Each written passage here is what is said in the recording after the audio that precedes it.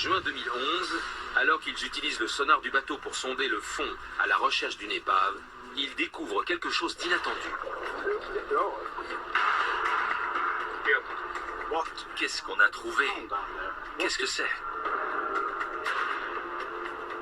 Le sonar montre l'image d'un objet rond couvert de formes étranges.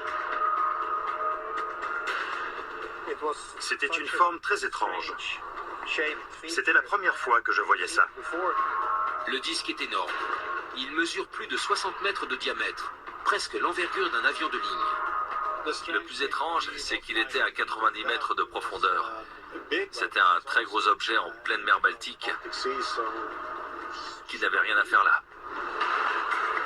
Peter et Dennis ont très envie de s'en approcher, mais après 9 jours en mer, leurs réserves de carburant sont presque épuisées. On était très intrigués, mais on était épuisés et on a préféré rentrer.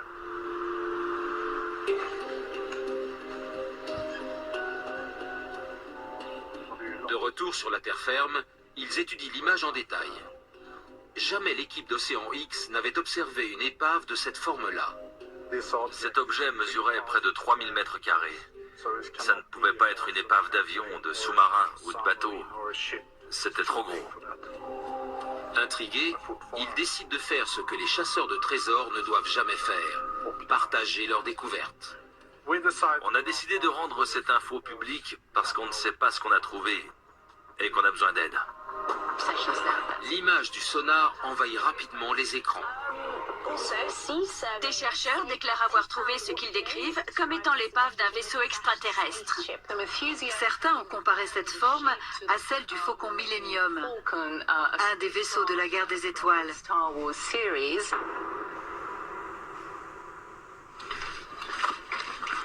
Plus impatient que jamais de lever le voile sur ce mystérieux objet, Océan X lance une nouvelle expédition. On a entendu de nombreuses théories sur le fait qu'il s'agirait d'un vaisseau extraterrestre, mais je n'en suis pas certain. Je pense qu'il a pu être fabriqué par l'homme il y a des dizaines ou des milliers d'années. Mais par qui? Je ne sais pas. De nombreux objets étonnants ont déjà été découverts dans les profondeurs de l'océan. Dans les années 50, le commandant Cousteau, célèbre explorateur des fonds marins, a trouvé un train à vapeur de la Seconde Guerre mondiale. En 2002, au large des côtes indiennes, des plongeurs ont mis la main sur une partie des 7 pagodes du Mahabalipuram, un ensemble de temples anciens qui, selon les archéologues, aurait été balayé par un tsunami il y a 800 ans de cela.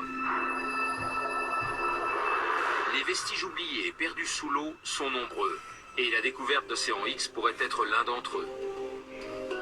Le géologue Dougal Jerram se demande s'il s'agit réellement d'un objet. J'ai apporté une belle image prise au large de la Norvège qui montre toute une série d'éléments de taille et de formes similaires. Ce sont des sortes de cratères formés par des remontées de gaz provenant des profondeurs.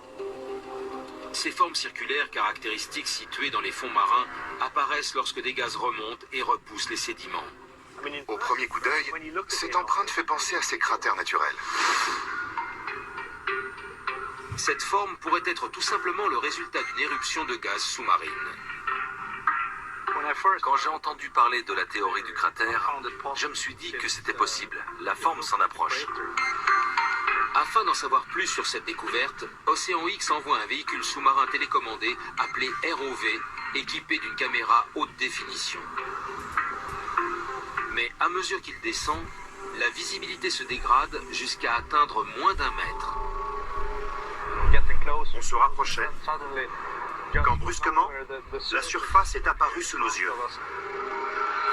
La visibilité étant restreinte, il reconstitue l'image par petites touches. C'était surélevé et ça ressemblait réellement à du béton.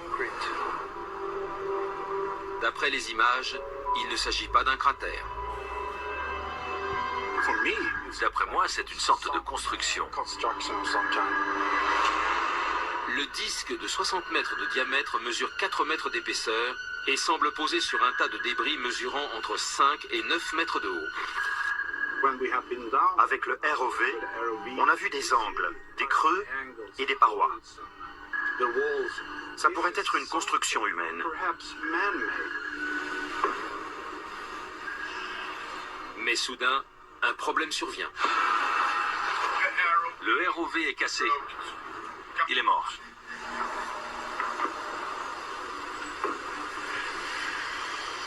Les tentatives de réparation de l'appareil sont un échec.